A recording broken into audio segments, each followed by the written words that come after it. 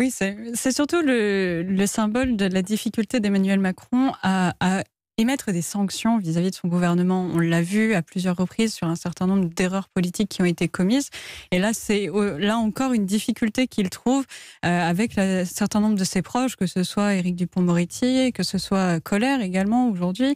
Mais sur le plan politique, on se posait aussi la question il y a quelques mois déjà des sanctions contre Gérald Darmanin après les échecs autour de la gestion du Stade de France.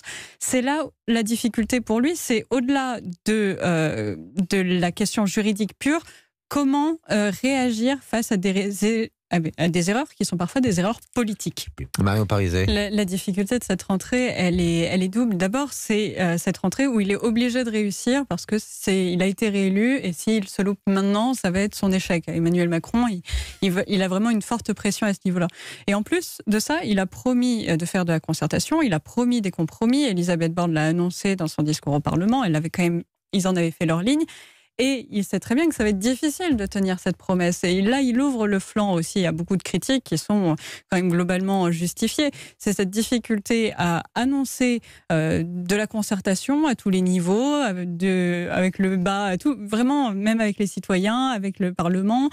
Et en même temps, cette menace de recourir au 49.3 et finalement de faire passer des choses en force, comme ça a été le cas déjà sous son précédent mandat, et qui a été très mal vécu, parce que justement, le Parlement a été mis de côté précédemment. Et donc là, il se retrouve dans une situation très compliquée à gérer où il peut remettre en cause le Parlement en tant que tel. Est-ce qu'il devra le dissoudre? C'est une question il a déjà prévenu que si ça bloquait, il allait dissoudre. Nos institutions vont être mises à l'épreuve. C'est une mise à l'épreuve, mais de toute façon, cette réélection d'Emmanuel Macron, elle a déjà été en tant que telle assez unique dans son genre.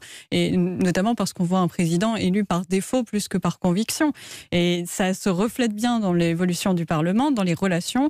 Et malheureusement, le Parlement a été quand même décrédibilisé, délégitimisé depuis déjà maintenant 6 ans pratiquement.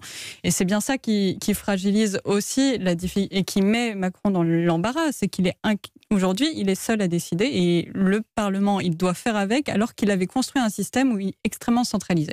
Et là, il se retrouve face aux limites de son propre système. Mais c'est encore le président de la République qui a quand même tous les pouvoirs. C'est pour ça que le pouvoir qui lui reste, c'est de pouvoir dissoudre. Ça démontre bien quand même la géométrie variable avec laquelle une partie de cette gauche radicale s'indigne. On s'indigne pour la situation en Iran, mais par contre, pour ce qui se passe dans les banlieues, il n'y a plus personne. Et au contraire, certains vont aller jusqu'à dire que le voile pourrait être quelque chose de positif pour les femmes. Alors, ce qu'on reproche à Sandrine Rousseau sont des propos tenus chez nos confrères de la chaîne parlementaire. Elle parlait d'embellissement de la femme. Embellissement. On veut rapporter ça à une question simplement d'image ou de mode, alors qu'on est sur quelque chose qui est un instrument politique. Alors forcément, il y a un décalage total.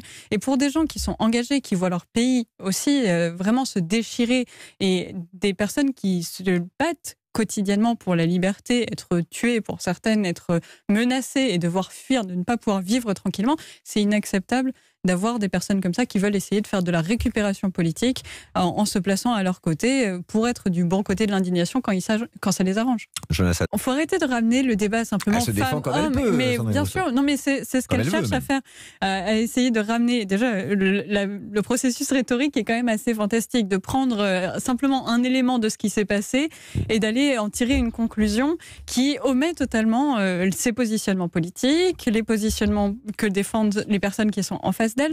Elle retourne la situation, mais qui est de manière totalement, elle l'instrumentalise, là encore, pour son propre projet politique, qui est de dire, finalement, nous sommes les victimes, nous sommes martyrisés par l'ensemble des politiques, des élites, etc. Et c'est bien ça qu'elle nous fait. Mais d'une certaine manière, c'est ce qu'ils essayent de faire. Ils prennent en otage le débat de fond, le débat sur les idées, avec des phrases choc et avec de la provocation, tout simplement.